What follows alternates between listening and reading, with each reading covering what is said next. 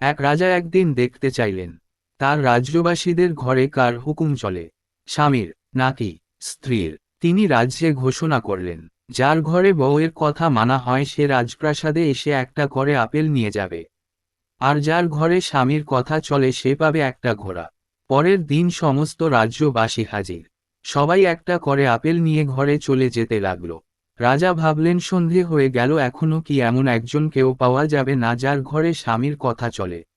এমন সময় একজন এলো, লম্বা চৌড়া স্বাস্থ্য, টিয়া বড় গোঁফ।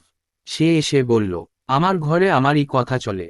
রাজা বেজায় খুশি হলেন, তিনি বললেন, যাও, আমার ঘোড়াশাল থেকে সব থেকে ভালো ওই কালো ঘোড়াটা তোমায় দিলাম। লোকটা ঘোড়া নিয়ে চলে গেল। রাজা খুশি মনে বললেন, যাক, অন্ততপক্ষে একজন তো পাওয়া গেল। কিন্তু কিছুক্ষণ পর দেখা গেল সেই লোকটা ঘোড়া নিয়ে ফিরে এলো এবং বলল, রাজা মশাই, আমাকে ঘোড়াটা পাল্টে দিন। আমার বউ বলল যে কালো রং অশুভ, সাদা শান্তির প্রতীক, তাই সাদা ঘোড়া দিন। রাজা রেগে গেলেন, তুই ঘোড়া রেখে একটা আপেল নিয়ে এখনই আমার সামনে থেকে বিদায় হও। রাতের বেলা মন্ত্রী এলো, বলল, রাজা মশাই, সবাই তো আপেলই নিল। আপেলের বদলে আপনি যদি অন্তত 5 কেজি করে চাল দিতেন তো আপনার প্রজাদের কিছু সাশ্রয় হতো। রাজা বললেন, আমিও সেটাই ভেবেছিলাম, কিন্তু বড় রানী বলল আপেলই ভালো হবে। মন্ত্রী শুধালো, রাজা মশাই, আপনাকেও কি একটা আপেল কেটে দেব?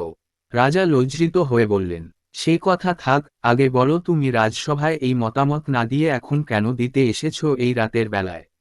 মন্ত্রীর লাজুক উত্তর, আগামীকাল সকালেই বলতাম, কিন্তু আমার বউ বলল এখনই যাওয়ার। রাজামশাইকে বুদ্ধিটা এখনই দিয়ে এসো, যাতে করে পরের বারে চাল দেওয়ার ঘোষণা দেন উনি।